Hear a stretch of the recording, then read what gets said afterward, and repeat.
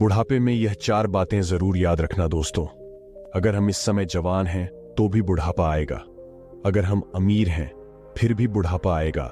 गरीब हैं फिर भी बुढ़ापा आएगा। चाहे बुद्धिमान है या मूर्ख, एक ना एक दिन सभी को बुढ़ापा आना है। दोस्तों, बुढ़ापे में वे कौन सी 4 बातें हैं जो हम सभी को याद रखनी चाहिए? अगर हम इन 4 बातों को याद रखेंगे तो बुढ़ापे के समय हमें कोई दुख तकलीफ नहीं आएगी। तो चलिए साथ।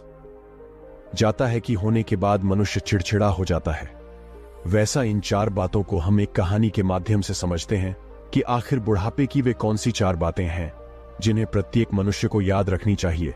तो दोस्तों, कहानी को शुरू करने से पहले इस वीडियो को लाइक करके चैनल को सब्सक्राइब कर दीजिए और बेल वाले आइकन को ऑल पर सिलेक्ट कर लें ताकि आपको इसी तरह की बुद्धा स्टोरी मिल सके। तो चलिए शुरू करते हैं दोस्तों। बहुत समय पहले की बात है। किसी गांव में एक व्यक्ति रहा करता था। व्यक्ति बहुत ज्यादा अमीर था। अमीर होने के कारण उसके बहुत ज्यादा कारोबार थे और उसके कारोबार दूर दूर तक फैले हुए थे। जब उस व्यक्ति ने अपने व्यापार से बहुत सारा धन कमा लिया तो एक दिन उसके माता पिता ने अपने पुत्र से कहा, बेटा, तुमने अपने मेहनत से व्यापार तो खूब बढ़ा लिया और अपने व्यापार से धन भी काफी कमा लिया। अब हमारे घर में ईश्वर के दिया हुआ सब कुछ है, इसलिए हम चाहते हैं कि अब तुम विवाह करके घर गृहस्थी को आगे बढ़ाओ। अब तुम्हारी विवाह योग्य उम्र भी हो चुकी है, तो इसलिए अब तुम्हें विवाह कर लेना चाहिए।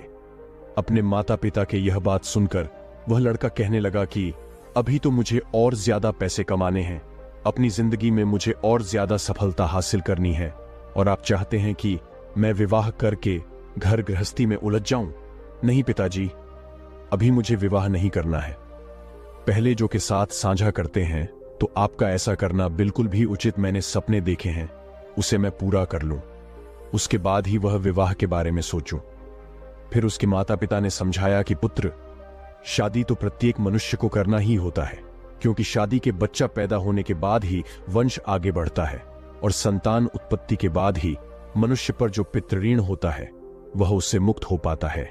लेकिन बहुत सारे मनुष्य सोचते हैं कि अगर हमने शादी कर ली, हमारे ऊपर जिम्मेदारियां बढ़ जाएंगी, खर्चे बढ़ जाएंगे, हमारी आजादी समाप्त हो जाएगी, आने वाली लड़की हमारे ऊपर बोझ बन जाएंगी। तो ऐसा नहीं है। शादी हमारी जिंदगी की जरूरत है और हमारी पत्नी हमेशा हमारे साथ रहती है। जैसे शरीर को चलाने के लिए भोजन की आवश्यकता पड़ती है, जैसे भोजन करना हमारे जिंदगी के लिए आवश्यक है, उसी प्रकार शादी करना भी हमारे लिए बहुत जरूरी है, क्योंकि एक पत्नी ही होती है जो हमारे सुख दुख में, हर विपत्ति के समय में हमारे साथ खड़ी रहती है। लड़के ने जब अपनी माता पिता की इन बातों को सुना तो वह कहने लगा कि आप जो कह रहे हैं वह ठीक है। आप मेरे लिए कोई अच्छी सी लड़की तलाश करिए। जब तुम्हें कोई संस्कारी लड़की मिल जाए तो मुझे बता देना, मैं तुम्हारी पसंद की लड़की के साथ ही विवाह कर लूंगा। अपने पुत्र की यह बात सुनकर उसके माता पिता अत्यंत प्रसन्न हुए और अगले दिन ही अपने पुत्र के लिए पास के ही गांव में लड़की पसंद करने चले गए। जब लड़की पसंद आ गई तो उन्होंने तुरंत पंडित जी को बुलाया और शादी का दिन तय करा लिया। रिश्ता पक्का करने के बाद लड़के के माता पिता अपने पुत्र की विवाह की तैयारी करने लगे। कुछ दिन बाद ही शादी का दिन नजदीक आ गया। उस लड़के के घर पर दूर दूर से नाते रिश्तेदार आने लग गए। लड़के के माता पिता ने खूब धूमधाम से अपने पुत्र का विवाह किया और एक नई बहू को लेकर अपने घर में आ गए। सुंदर और संस्कारी पत्नी पाकर लड़का बहुत प्रसन्न था। साथ में लड़के के माता पिता भी बहुत खुश थे। इस प्रकार अपने पुत्र और बहू के साथ वह दंपति अपना जीवन गुजारने लगा। धीरे धीरे करके समय बीतने लगा और समय बीतने के साथ जो लड़के के माता पिता थे उनके उम्र ढलने लगी। समय के साथ वे दोनों बूढ़े होने लगे। फिर लड़के के माता पिता ने अपने लड़के और बहू को पास बुलाया और उनसे कहने लगे, बेटा, आज जो बातें हम तुम्हें बताएंगे वो बातें तुम्हारे जिंदगी में हमेशा काम आएंगे, इसलिए इन बात को बड़े ध्यान से सुनना। और ऐसा कहकर उन्होंने बताना शुरू किया कि तुम्हारे सामने जीवन में कैसी भी परिस्थिति आए, हमारी इन बातों को कभी मत भूलना। तुम दोनों एक दूसरे के साथ सदैव साथ रहना और किसी भी परिस्थिति में एक दूसरे के साथ कभी विश्वासघात मत करना। कोई ऐसा कार्य मत करना जिससे दूसरों के लिए तकलीफ पहुंचे, और आप लोगों से जितना भी हो सके सदा दूसरों को मदद ही करना, क्योंकि मदद करने से कभी कोई गरीब नहीं होता, बल्कि जो मदद करता है वह और ऊंचाइयों पर पहुंचता है। जब उस लड़के ने और उसकी पत्नी ने सास ससुर की इन बातों को सुना तो वे दोनों कहने लगे कि आप लोग चिंता ना करें, हम आपके बताए हुए मार्ग पर ही चलेंगे और हम दोनों पति पत्नी आपके सिद्धांत पर ही चलते हुए अपना जीवन व्यतीत करेंगे और आपको कोई शिकायत का मौका नहीं देंगे। तो दोस्तों, इस प्रकार वे सभी लोग मिलजुल कर अपना जीवन व्यतीत करने लगे। धीरे धीरे समय बीतता चला गया। वह लड़का और ज्यादा अमीर होता चला गया। समय के साथ उसकी माता पिता अब पूरी तरह से बूढ़े हो चुके थे। बाल सफेद हो गए थे, शरीर दुबला पतला हो गया था और जैसा अक्सर देखा ही उनका स्वभाव हो गया था। लड़के के माता पिता भी बूढ़े होने के कारण सारा दिन तरह तरह की बातें करते रहते थे। उनका यह व्यवहार लड़के की पत्नी को रास नहीं आता था और वे नाराज हो जाती थीं। उसकी नाराजगी के कारण था कि उसके सास ससुर बार बार किसी न किसी बात को लेकर उससे झगड़ने लग जाते थे। ऐसे में जब उसका पति शाम को घर आता तो वह उसे बताती कि आपके माता पिता रोज किसी न किसी बात को लेकर मुझसे झगड़ा करते हैं। अगर तुम्हारी माता पिता की ऐसे ही हरकत रही तो मैं एक दिन इस घर को छोड़कर तुम्हें छोड़कर अपने पिता के घर चली जाऊंगी। पत्नी की ऐसी बातें सुनकर लड़का अपने माता पिता को समझाता है कि आप अपने बहू के साथ ऐसा व्यवहार क्यों करते हो। तो वह लड़के से कहते हैं कि झगड़ा हम नहीं बल्कि तुम्हारी पत्नी करती है, वही हमसे लड़ती है। इस तरह दोनों एक दूसरे पर आरोप प्रत्यारोप लगाते हैं। किसी तरह लड़का दोनों को समझाता है, लेकिन माता पिता तो बूढ़े हो चुके थे। कुछ समय तो उन्हें याद रहता, लेकिन दूसरा दिन लगते ही वे अपने पुत्र की बातों को भूल जाते और फिर से वही सब कुछ करने लगते। कुछ दिन जब ऐसा ही चलता रहा तो घर के इन लड़ाई झगड़ों से वह लड़का बहुत ज्यादा परेशान रहने लगा और साथ में उसकी पत्नी भी रोज रोज की लड़ाई झगड़ों से तंग आ चुकी थी। कुछ दिन तो उसने अपनी सास ससुर की इस व्यवहार को बर्दाश्त किया, लेकिन जब उसकी सहन शक्ति जवाब देने लगी तो एक दिन वह लड़की अपने पति और ससुराल को छोड़कर अपने मायके यानी पिता के घर चली आई। जब लड़की के माता पिता ने अपनी पुत्री को अकेला आता हुआ देखा तो लड़की के माता पिता ने पूछा, बेटी क्या बात है, तुम अकेले ही कैसे आ गई और तुम्हारे साथ दामाद जी क्यों नहीं आए? तब उस लड़की ने पूरी घटना अपने माता पिता को कह सुनाई। लड़की के मुख से यह बातें सुनकर पिता कहने लगे कि इस बारे में तुम्हें दामाद जी से बात करनी चाहिए थी। अपने पिता की यह बात सुनकर वह लड़की कहने लगी कि मैंने उनसे कहा था, उन्हें भी सारी बातें बताई थी, उन्होंने भी अपने माता पिता को समझाया था, लेकिन वे किसी की नहीं सुनते। उनके ऊपर किसी के समझाने का कोई फर्क नहीं पड़ता। कुछ समय तक तो वे ठीक रहते हैं, फिर वही लड़ाई झगड़ा। इस रोज रोज के लड़ाई झगड़े से मेरा जीवन नरक हो गया है और दिन प्रतिदिन मेरी जिंदगी खराब होती जा रही है। आज मैं अपनी ससुराल से यह निर्णय करके आई हूं कि जब तक वे दोनों बूढ़े उस घर में हैं तब तक मैं ससुराल नहीं जाऊंगी और तब तक मैं तुम्हारे पास ही रहूंगी। अपनी पुत्री की यह वचन सुनकर उस लड़की के माता पिता ने कहा, बेटी, किसी भी लड़की का अपने पिता के घर में गुजारा नहीं होता है। जब तक लड़की का विवाह नहीं होता तब तक उसकी माता पिता का घर है, उसका घर होता है, लेकिन जब उसका विवाह हो जाता है तब उसका ससुराल ही उसका असली घर होता है। इसलिए बेटी, जाओ अपने ससुराल में दुख तकलीफ झेलते हुए अपना जीवन यापन करो। मनुष्य की जिंदगी में तो दुख तकलीफें आती रहती हैं, हमें उनसे घबराना नहीं चाहिए और अपने दुख तकलीफों को झेलते हुए हमें अपनी जिंदगी में आगे बढ़ाते रहना चाहिए। और तुम अपने सास ससुर को तो जाने ही दो, वे लोग बूढ़े हो चुके हैं और बूढ़े लोग तो कुछ भी कह सकते हैं, उनकी बातों पर तुम्हें ध्यान नहीं देना चाहिए। वे लड़की कहने लगी कि आपकी बातों से तो मैं सहमत हूं, लेकिन कहां तक बर्दाश्त करूं। वे लोग मुझसे समय पर भोजन मांगते हैं, समय पर किसी कार्य को करने को कहते और मैं नहीं करती तो मेरी गलती थी। मैं उनका हर काम समय पर करती हूं, फिर भी वे लोग मुझे भला बुरा कहते हैं और मुझे तरह तरह के ताने देकर प्रताड़ित करते हैं। यही नहीं, मेरे बारे में लोगों से तरह तरह की बातें करते हैं। वे लोगों से कहते हैं, हमारे घर में जो बहू आई है उसका चाल चलन ठीक नहीं है, हमारा लड़का इतना कमाता है फिर भी हमारी बहू हमें कुछ खाने को नहीं देती। इस तरह की बातें वे गांव वालों से करते हैं और हमेशा ही मेरे पकाए हुए खाने में कमी निकालते रहते हैं। लोगों से कहते हैं कि हमारी बहू को तो खाना भी बनाना नहीं आता और हम लोगों को समय पर भोजन भी नहीं देती है। इस कारण हम दोनों समय से पहले ही बूढ़े हो चुके हैं। और उनकी बातों का गांव वाले भी विश्वास कर लेते हैं। ऐसे में आप ही मुझे बताइए कि मैं उन्हें भोजन क्यों नहीं दूंगी? मैं भला उन्हें भूखा क्यों मरूंगी? जब अपनी बेटी की यह बातें वह पिता सुनता है तो उसे अपनी बेटी की बातें सुनकर बड़ा ही दुख होता है और अपनी बेटी से कहता है कि पुत्री, तुम चिंता मत करो, इसके बारे में मैं तुम्हारी ससुराल जाकर तुम्हारे सास, ससुर और तुम्हारे पति से बात करूंगा और उनसे पूछूंगा कि आखिर वे लोग तुम्हारे साथ ऐसा व्यवहार क्यों करते हैं। अगले दिन ही लड़की के माता पिता अपनी बेटी को लेकर उनके ससुराल पहुंचते हैं। ससुराल में उन्हें दामाद तो नहीं मिलते। फिर लड़की के माता पिता इस बात को दोनों के सामने रखते हैं, लेकिन वे लोग तो बूढ़े हो चुके थे। उनके अंदर समझदारी नाम की कोई चीज नहीं बची थी। उल्टा वे दोनों लड़की के माता पिता को ही भला बुरा कहते हैं। लड़की के माता पिता ने काफी समझाया, लेकिन कोई हल नहीं निकला।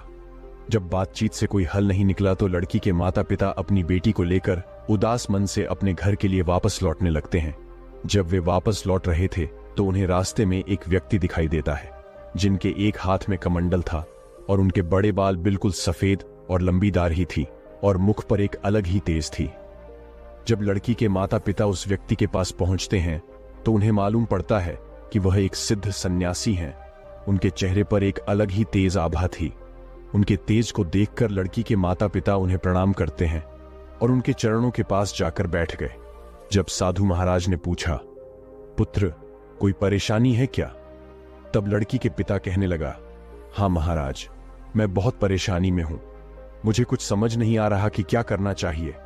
फिर साधु महाराज कहने लगे, बच्चा, तुम्हें जो भी परेशानी है मुझे साफ साफ बताओ, मैं तुम्हारी परेशानी का कोई ना कोई जरूर समाधान कर दूंगा। वह लड़की के पिता कहने लगा, गुरुदेव, कुछ साल पहले मैं अपनी बेटी की शादी बगल के गांव में करी थी, जिसे घर में मैंने अपनी बेटी के रिश्ता किया था। वे लोग बहुत ही अमीर हैं। जिस लड़के से मैंने अपनी पुत्री का विवाह किया था वह तो ठीक है, लेकिन उसके माता पिता कुछ ठीक नहीं है।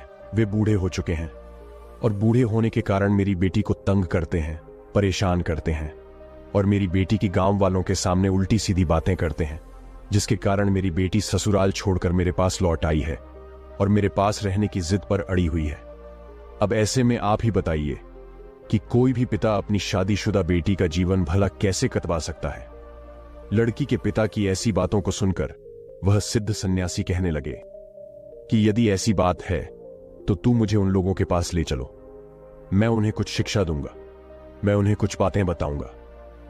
यदि मैंने बताई बातें उनकी समझ में आ गई और उन्होंने अपने जीवन में उतार दिया तो उन बातों से आपकी बेटी भी हमेशा खुश रहेंगी और वे लोग भी सदैव प्रसन्न रहेंगे, क्योंकि उन्हें कभी किसी ने नहीं बताया कि बुढ़ापे में यह 4 बातें सदैव याद रखनी चाहिए। इसी कारण से उनकी यह दुर्दशा हो रही है और उसके साथ ही तुम्हारी बेटी और दामाद को भी मुसीबतों का सामना करना पड़ रहा है। जब लड़की के माता पिता ने सिद्ध सन्यासी के इन बातों को सुना तो वे प्रसन्न हो गए और साधु महाराज को अपने साथ लेकर बेटी के ससुराल की ओर चल दिए। जब समधी के घर पहुंचे तो साधु महाराज ने लड़की के माता पिता और उस लड़की को घर के दरवाजे पर रुकने का इशारा किया और स्वयं घर के अंदर प्रवेश कर गए। घर के अंदर दोनों बूढ़े बैठे हुए थे। जब लड़की के माता पिता ने साधु महाराज को देखा तो दोनों खड़े हो गए और साधु महाराज को बैठने के लिए आसन दिया। फिर उस लड़के के माता पिता ने सिद्ध सन्यासी से खाने पीने के बारे में पूछा। उस साधु महाराज ने कहा कि मैं आप लोगों के घर पर जी भर के खाऊंगा, लेकिन उससे पहले तुम्हें मेरा एक काम करना पड़ेगा। सन्यासी की बात सुनकर वे दोनों बुजुर्ग व्यक्ति कहने लगे कि आपके हम सभी बात मान लिए तैयार हैं, लेकिन पहले आप भोजन कर लीजिए। सिद्ध सन्यासी ने कहा, नहीं, पहले तुम मेरी बात को सुनो, उसके बाद ही आप अपने घर का भोजन मुझे करवाना। उसके बाद साधु महाराज कहने लगे कि मैंने सुना है कि आप लोग बूढ़े हो चुके हो और बूढ़े होने के कारण आप अपनी बहू को परेशान करते हो, साथ में आपकी बहू भी तुम्हें परेशान करती है। साधु महाराज की यह बात सुनकर दोनों पति पत्नी कहने लगे कि गुरुदेव, आपने ठीक सुना है, हम दोनों तो बूढ़े हो चुके हैं और हमारी बहू हमारी कद्र नहीं करती है और हमेशा हम लोगों को परेशान करती रहती है। उसे पता नहीं है कि जैसे आज हम बूढ़े हैं वैसे ही कुछ समय बाद उस पर भी बुढ़ापा आएगा, और यह सब जानते भी वे हम दोनों को बहुत ज्यादा परेशान करती हैं। तभी साधु महाराज कहते हैं कि तुम चिंता मत करो, मैं तुम्हारी सभी परेशानियों को समाप्त कर दूंगा, लेकिन उसके लिए तुम्हें मेरी 4 बातें माननी होगी। यदि तुमने यह 4 बातें मेरी मान ली, तुमने अपने जीवन में उतार लिया, फिर देखना आपका बुढ़ापा कितने सुख से कटता है। मैं आपको आपके सुखी जीवन के लिए 4 बातें बता रहा हूं, जिससे आप अपने जीवन में अपनाकर हमेशा खुश रहेंगे और कभी भी आपकी बहू या बेटा आपको परेशान नहीं करेंगे। इतना कहने के बाद उन्होंने बताना शुरू कर दिया कि सबसे पहली बात है कि आप बोलते समय अपनी बातों पर ध्यान दें, अपनी वाणी पर ध्यान दें, क्योंकि आपकी वाणी में इतनी शक्ति है जो कि आप अपनी वाणी से किसी का भी दिल जीत सकते हैं और आप अपने वाणी से किसी को भी चोट पहुंचा सकते हैं। इसीलिए तुम्हें अपनी बातों पर ध्यान देनी चाहिए। मान लो अगर आप मुझसे बात कर रहे हैं, मुझसे बात करने का तरीका आपका कैसा है? अगर आपका बात करने का तरीका मुझे ठीक लगेगा तो मैं आपसे जुड़ जाऊंगा। यदि आपका बात करने का तरीका मुझे ठीक नहीं लगेगा तो मैं हमेशा के लिए आप लोगों से जुदा हो जाऊंगा। इसीलिए मैं यह बताना चाहता हूं कि आप अपनी बातों पर ध्यान दें, क्योंकि बोलने से पहले 1000 हर बार सोच लेनी चाहिए कि मैं जो बात बोल रहा हूं उससे अगले व्यक्ति को क्या नुकसान पहुंचने वाला है, या फिर उन बातों से सामने वाले को क्या फायदा होने वाला है। उसी के अनुरूप दूसरों के सामने हमें अपनी बातों को रखना चाहिए। मैं जानता हूं कि मनुष्य जब बूढ़ा हो जाते हैं तो इंसान के शरीर में तरह तरह की बीमारियां होती हैं। वह बोलता तो ठीक है, लेकिन उन्हें पता ही नहीं चलता है कि मैं क्या बोलता है। लेकिन आप अपनी बातों पर हमेशा ध्यान दें कि हम लोगों से बातें करें। जब दोनों दंपति ने साधु महाराज की इस बातों को सुना तो दोनों कहने लगे, गुरुदेव ठीक है, आज से हम दोनों पति पत्नी अपनी बातों पर ध्यान देंगे, लेकिन दूसरी कौन सी बातें हैं वह भी हमें बताइए। तब साधु महाराज कहने लगे कि उचित समय पर ही हमें कोई वस्तु को मांगना चाहिए। जैसे अगर आपको भूख लगी है और उस समय आपकी बहू खाना बना रही है, यदि उस समय आपने भोजन मांगा तो वह भोजन कहां से दे पाएगी? उस समय तो भोजन बनाया जा रहा है। मान लो अगर आपकी बहू किसी समय स्नान कर रही है और उस समय आप किसी वस्तु की मांग कर रहे हैं, किसी सामान को मांग रहे हैं, तो वह उस अवस्था में उस वस्तु को देने के लिए आपके पास तो नहीं आ सकती और आप उन बातों को लेकर उससे झगड़ने लगे तो आपका ही व्यवहार ठीक नहीं है। आपको यह समझना होगा कि बुढ़ापे में और जवानी में अंतर होता है। जवानी में हम दूसरों के लिए कमाते हैं, इस कारण दूसरों पर हमारा अधिकार होता है। जवानी में हम अपने आप में होते हैं। जवानी में हम जो भी मांगते हैं वही हमें मिलता है। लेकिन बुढ़ापे में हम दूसरों के सहारे हो जाते हैं और दूसरा व्यक्ति पहले अपने काम करेगा और काम समाप्त होने के बाद वह उस वस्तु को हमारे पास लेकर आएगा। इसलिए हमें धैर्य बनाए रखना चाहिए। ऐसा नहीं है कि हमने अपने जबान से किसी बात को निकाला और तत्काल वह हमारे सामने आ जाए, कभी नहीं हो सकता। और यह भी ध्यान रखें कि अगर बहू कहीं पर गई हुई है या किसी काम में व्यस्त हैं और आप लोगों की आवाज उसके कानों में नहीं पड़ रही है और ऐसे में आप अपनी बहू से किसी वस्तु की मांग कर रहे हैं, तो समय आपके पास उस वस्तु को कैसे पहुंचाएगी? या उसकी तबीयत खराब है और उसकी तबीयत इतनी ज्यादा खराब है कि वह बिस्तर से भी उठ नहीं सकती, और ऐसे में आप किसी वस्तु को अपनी बहू से मांगते हैं, तो ऐसी स्थिति में वह उस वस्तु को आप लोगों के पास कैसे लेकर आएगी? और आप लोग इन बातों को लेकर अपनी बहू से नाराज हो जाते हो कि आपकी बहुत हो, आपकी बातों को सुनते ही नहीं। यह गलत बात है। आप लोगों को देखना चाहिए कि आपकी बहू आपकी आवाजों को सुन भी पा रही है या नहीं, और जिस समय आप किसी वस्तु की मांग कर रहे हैं उस समय आपकी बहू कहां पर है, और जो भी सामग्री आप उससे मांग रहे हो, क्या वह सामग्री आपके घर में उपलब्ध है भी या नहीं है। कि दूसरी बात को सुनकर वे दोनों बुजुर्ग व्यक्ति कहने लगे कि साधु महाराज, हम लोग समझ चुके हैं कि हम लोग कितने गलत थे। तभी वह सन्यासी कहते हैं कि अभी मेरी बात समाप्त नहीं हुई है, अब मेरी तीसरी भी बात सुनो। उन्होंने आगे कहना शुरू किया कि खाना बिगड़ जाने पर चिढ़ना नहीं चाहिए। मान लो आपकी बहू खाना बना रही है और उसका ध्यान कहीं और चला गया, क्योंकि घर गृहस्थी में बहुत सारे कार्य होते हैं। ऐसे में खाना बनाते समय नमक कम या ज्यादा हो गया, मिर्च कम या ज्यादा हो गई, या रोटी जल गई और उसने वह भोजन आपके सामने परोस दिया। आपने जैसे ही उस भोजन को छका और भोजन छकते ही आप मुंह बनाने लगे और कहने लग गए कि भोजन में तो स्वाद ही नहीं है, और तरह तरह की कमी निकालने लग गए कि भोजन में यह कमी है, वह कमी है। सब्जी ऐसी बनी नहीं है, वैसी नहीं है। आपको ध्यान रखना चाहिए कि आप लोग भी एक दिन नौजवान थे, आप लोगों से भी भोजन बिगड़ जाता था। तो क्या आपके माता पिता भी आपके साथ ऐसा ही व्यवहार करते थे? मान लो अगर करते भी थे तो आपको उस वक्त कैसा लगता था? बुरा लगता था? या आपके माता पिता आपसे ऐसी बातें कह रहे हैं कि आपको भोजन बनाना नहीं आता? इसमें यह सामग्री कम है, बस सामग्री कम है, आपको तभी बुरा लगता था। देखिए, चाहे कोई स्त्री है या कोई पुरुष है, उससे गलतियां हो ही जाती हैं। भोजन बनाने में थोड़ी बहुत गलती भी हो जाती है, तो हमें उसे सह लेना चाहिए और अपनी बहू को बतानी चाहिए कि बेटी देखो, यह कमी है, आगे से ध्यान रखना, अगली बार इस तरह की गलती को दोबारा मत दोहराना।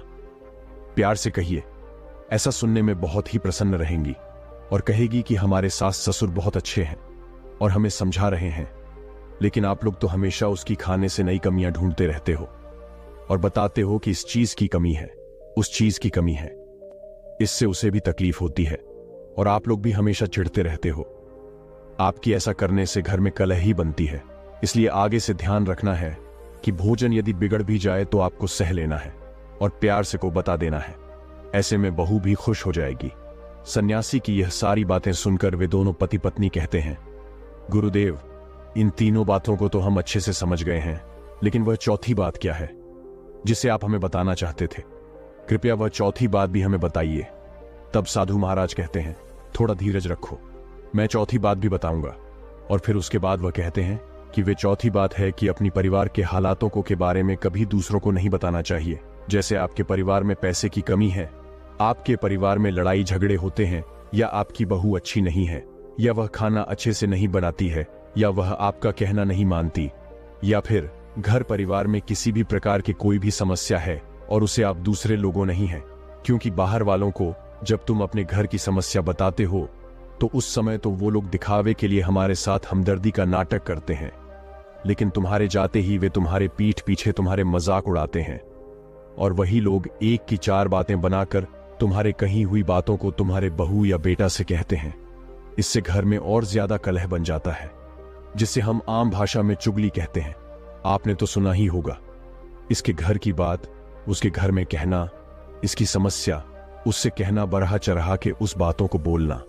अधिकतर लोग तो आपके सामने आपसे हमदर्दी जताने के बहाना नाटक करेंगे, लेकिन आपके जाते ही आपके पीठ पीछे आपकी बुराई या आपकी चुगली इधर उधर करेंगे। इससे आपके घर में झगड़े सुलझाने की बजाय और भी बढ़ जाते हैं, समस्या और भी बढ़ जाती है। आपकी बेटे आपकी बहू से, बेटे से माँ के बारे में, पत्नी के बारे में, पत्नी से पति और सास के बारे में चुगली करेंगे, भड़काएंगे, कहेंगे कि आपकी सास ने यह कहा, कि पति ने यह कहा। इससे घर में और ज्यादा कलह बन जाती है। यदि आप बहू और बेटा के बारे में खराब बात कहेंगे और निरंतर ऐसा करने से आप बेटा बहू की नजरों में गिर जाते हैं, दूसरों को अपनी घर की समस्या बताने से कुछ ठीक तो नहीं होगा, बल्कि आपके परिवार के ऊपर और भी समस्या बरेत जाएंगे। आपका ऐसा करने से आपका लड़का कहीं समाज में बोलने लायक नहीं रहेगा। जैसे ही वह समाज में खड़ा होगा या किसी पंचायत में खड़ा होगा और अपनी कुछ रखेगा, तो वहां पर उपस्थित लोग उसके मुंह पर ही कह देंगे कि तुम्हारी बहू तुम्हारे घर में ऐसा करती है, तुम्हारी माता पिता के साथ वैसा करती है, तुम्हारी माँ बाप हम लोगों से तरह तरह की बातें कहते हैं, तरह तरह की उन्हें परेशानी हो रही है। बुढ़ापे में तुम लोग अपनी माता पिता को परेशानी देते हो। पहले अपने घर की समस्या हल करो, उसके बाद ही दूसरों के मामले सुलझाना। इसलिए ध्यान रहे कि आपके घर में कोई भी समस्या हो, उसे बाहर के लोगों के साथ कब भी साझा मत करो, नहीं तो वे लोग उस मौके के फायदा उठा के आपके घर को बर्बाद कर देंगे, जिसके कारण आप लोग हमेशा ही दुख झेलोगे।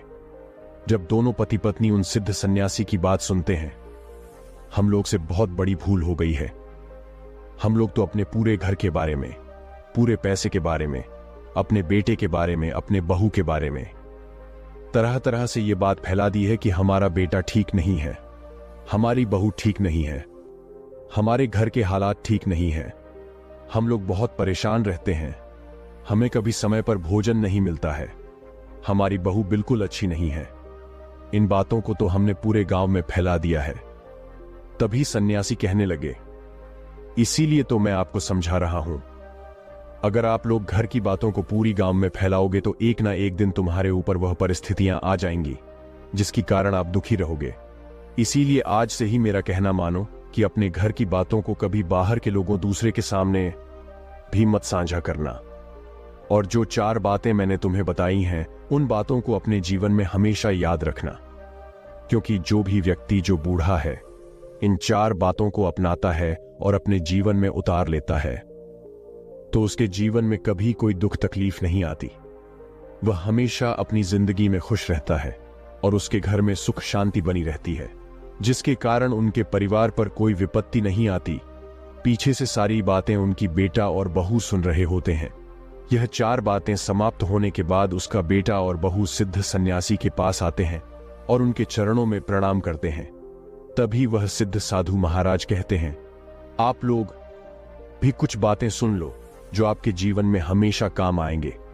इतना कहकर साधु महाराज उन दोनों पति पत्नी को समझाते हुए कहते हैं कि बेटे या ध्यान रहे, उसके घर में उसके बुजुर्ग माता पिता हैं और उन्होंने उसे कुछ कह दिया है या उन्होंने ऐसी कुछ बात कह दी है जिसे सुनकर आपको बुरा लगा है, तो जबान बच्चों को यह समझना चाहिए कि अब वे बूढ़े हो चुके हैं। बूढ़े होने के कारण उनकी जुबान फिसल जाती है और जवानी के उपेक्षा में दिमाग थोक कम चलता है और उन्हें खुद पता नहीं होता कि वे क्या बोल रहे हैं और क्या नहीं बोल रहे हैं। उनकी इन बातों को लेकर कभी चिंता नहीं करनी चाहिए और ध्यान देनी चाहिए कि यह बूढ़े लोग हैं, ये कुछ भी बोल सकते हैं। इनकी बातों पर जो भी व्यक्ति ध्यान देता है वह हमेशा ही खुद परेशान रहता है और साथ में उसकी पत्नी भी परेशान रहती है और उसके परिवार वाले भी परेशान रहते हैं, क्योंकि बुढ़ापे में कोई भी इंसान कोई भी बात बोल सकता है और कहीं भी जा सकता है और उसे खुद पता नहीं होता है मैं क्या बोल रहा हूं और क्या कर रहा हूं। दूसरी बात, आप मान लो कि आपके माता पिता आपसे कोई बुरी बात कह दी है, आपको मार दी है या फिर दिल पर कोई ठेस पहुंचने वाली बात कर दी है या आपसे झगड़ा करने लग गए हैं या फिर आपकी पत्नी से कुछ कह दिया है कि भोजन ठीक नहीं बना है, तो इस पर आप लोगों को चीरना नहीं है बल्कि उनकी बातों को सुन लेना है। उनकी बातों पर आपको गौर करना है। अगर हमारी किसी गलती की वजह से हमें भोजन बनाने में कोई कमी हुई है तो पहले आपको उसे सुधारना है। अगर भोजन बनाने में कोई कमी नहीं हुई है तो उनकी बातों को सुनकर चुप हो जाना है, क्योंकि बुढ़ापे के समय वह कुछ भी बोल सकते हैं और ऐसा भी नहीं है कि बुढ़ापे में वे हमेशा गलत बात ही बोलेंगे। अगर आप लोग कोई गलत कार्य करते हो तो वह जरूर रोकेंगे, क्योंकि आप लोगों से ज्यादा वे लोग जिंदगी जी चुके हैं। उनके पास आप लोगों से ज्यादा अनुभव है। उन्हें पता है कि कौन सा कार्य आपके हित में है और कौन सा कार्य आपका अहित करेगा। ऐसे में जब आप कोई कार्य कर रहे हैं और आपके बुजुर्ग उस कार्य को करने से रोक रहे हैं तो तुम्हें उनकी बातों को अनसुना नहीं करना चाहिए, क्योंकि वे अनुभव के आधार पर ऐसा कहते हैं। उन्हें पता है क्या करने से आपका फायदा होगा और क्या करने से आप मुसीबत में पड़ जाओगे, आपकी दुर्दशा ना हो, इसलिए वे मना करते हैं। बहू और बेटों को भी यह समझना चाहिए कि किसी के पिता बुढ़ापे के समय में कुछ भी कह सकते हैं। हमें उनकी बातों का बुरा नहीं मानना चाहिए, क्योंकि बूढ़े व्यक्ति की बुद्धि में और छोटे बच्चे की बुद्धि में ज्यादा अंतर नहीं होता है। वे हमें कुछ भी कह सकते हैं। कहा जाता है कि बुढ़ापा बालपन का दूसरा रूप है, तो इसीलिए अगर वह हमसे ढहते हैं या हमें गाली भी देते हैं तो हमें सह लेना चाहिए और उनसे झगड़ना नहीं चाहिए, नहीं तो हमारी जिंदगी में परेशानियां बढ़ती चली जाएंगी। तो दोस्तों, उम्मीद है कि आपको यह कहानी पसंद आया होगा। गौतम बुद्ध हमेशा ही सही समय पर प्रवचन देने पहुंच जाया करते थे। वह आज तक कभी देर से नहीं आए थे और ना ही उनकी वजह से आज तक किसी को इंतजार करना पड़ा था। लेकिन आज पहली बार ऐसा हुआ था कि उनके शिष्यों को उनका इंतजार करते काफी समय हो चुका था, लेकिन बुद्ध अभी तक प्रवचन सभा में नहीं पधारे थे। शिष्य आपस में बातें कर रहे थे कि जरूर आज तथागत बुद्ध को कोई जरूरी काम आ गया होगा, वरना वह हमेशा ही समय पर आ जाते हैं। शिष्य यह बातें कर ही रहे थे कि तभी अचानक गौतम बुद्ध अपने हाथ में कमल का एक फूल लिए वहां आ पहुंचे और एक पेड़ के नीचे लगे आसन पर आकर बैठ गए। आश्रम में करीब 500 शिष्य थे जो उनका प्रवचन सुनने के लिए बुद्ध का इंतजार कर रहे थे। इन 500 शिष्यों के अलावा आश्रम में एक और शिष्य भी था जिसका नाम था महाकश्यप। आश्रम के बाकी शिष्य मानते थे कि महाकश्यप पागल है, क्योंकि वह कभी भी उनके साथ बैठकर बुद्ध के उपदेशों को नहीं सुनता था। उसने आज तक कभी ध्यान भी नहीं किया था और ना ही कभी ध्यान करने का प्रयास ही किया था। वह बस पूरे दिन चुपचाप किसी पागल की तरह आश्रम के एक पेड़ के नीचे बैठा रहता। ना ही उसके पास कोई बात करने आता और ना ही वह किसी से बात करता। जब उसका मन करता तो आसपास के गांवों में जाकर थोड़ी सी भिक्षा मांग लेता और भिक्षा में जो कुछ भी मिलता उसे खाकर उसी पेड़ के नीचे फिर बैठ जाता। वह बस पूरे दिन आश्रम के पेड़ पौधे, आसपास बिखरे पत्ते, घास और आश्रम में आते जाते भिक्षुओं को ध्यान से देखता रहता। सभी का विश्वास था कि वह एक धार्मिक इंसान नहीं है। आश्रम में रहने वाले सभी भिक्षुओं का मानना था कि वह एक पागल और मूर्ख इंसान है जिसे कोई भी कुछ नहीं सिखा सकता। तो आज के दिन गौतम बुद्ध आए और आकर आसन में बैठ गई। बैठते ही उन्होंने अपने हाथ में लिए कमल फूल को देखना शुरू कर दिया। शिष्य इंतजार कर रहे थे कि बुद्ध कुछ बोलेंगे, लेकिन बुद्ध कुछ भी नहीं बोले। वो बस उस कमल के फूल को ध्यान से देखते रहे। बुद्ध उस कमल के फूल को देखने में इतने खो गए, इतने ध्यानमग्न हो गए कि कब मिनट घंटों में बदल गई उन्हें पता ही नहीं चला। कई घंटे गुजर चुके थे, लेकिन बुद्ध ने एक शब्द भी नहीं बोला था। वो बस उस कमल के फूल को देखे जा रहे थे। अब वहां बैठे 500 शिष्यों के अंदर जोरों की बेचैनी मचने लगी। सभी इंतजार करते करते परेशान हो चुके थे। तभी अचानक वहां बैठे भिक्षुओं को पीछे से किसी के जोर से हंसने की आवाज आई। उन्होंने पीछे मुड़कर देखा तो उनके आश्चर्य का ठिकाना ना रहा। महाकश्यप बुद्ध की तरफ देखकर जोर जोर से हंस रहा था। इतने सालों में लोगों ने आज उसे पहली बार हंसते हुए देखा था। इससे पहले वह कभी ना हंसा था। वो भी इतनी अद्भुत हंसी, लग रहा था मानो सारा ब्रह्मांड उसके साथ हंस रहा हो। उसकी भयंकर हंसी पूरे आश्रम में गूंज रही थी और वह बस हंसे जा रहा था। भिक्षुओं ने बुद्धि की तरफ देखा। वह अभी भी उस कमल के फूल को ही देख रहे थे और उनकी आंखों से आंसुओं की धारा बहे जा रही थी। थोड़ी देर बाद महाकश्यप ने हंसना बंद कर दिया। उसके बाद बुद्ध ने अपनी नजर कमल के फूल से हटाई और वहां बैठे भिक्षुओं की तरफ देखकर कहा, मैं जो कुछ भी तुम्हें शब्दों के माध्यम से दे सकता था, मैंने वह सब तुम्हें पहले ही दे दिया है। लेकिन जो शब्दों के माध्यम से नहीं दिया जा सकता, वह मैंने महाकश्यप को दे दिया है। और यहां से शुरुआत होती है जिनकी जिन एक संस्कृत का शब्द है जिसका मतलब होता है ध्यान। गौतम बुद्ध ने दुनिया को ध्यान सिखाया और फिर बौद्ध धर्म इस ध्यान को चाइना ले गए, जहां इसे जिन कहा जाने लगा। फिर चाइना से होते हुए यह जिन परंपरा जापान, कोरिया और दक्षिण पूर्व एशिया के कई देशों में फैल गई। जिन आत्मज्ञान प्राप्त करने का एक बहुत ही अजीब लेकिन अद्भुत तरीका है, क्योंकि इसमें किसी भी तरह की कोई बाधा, कोई बंधन नहीं है।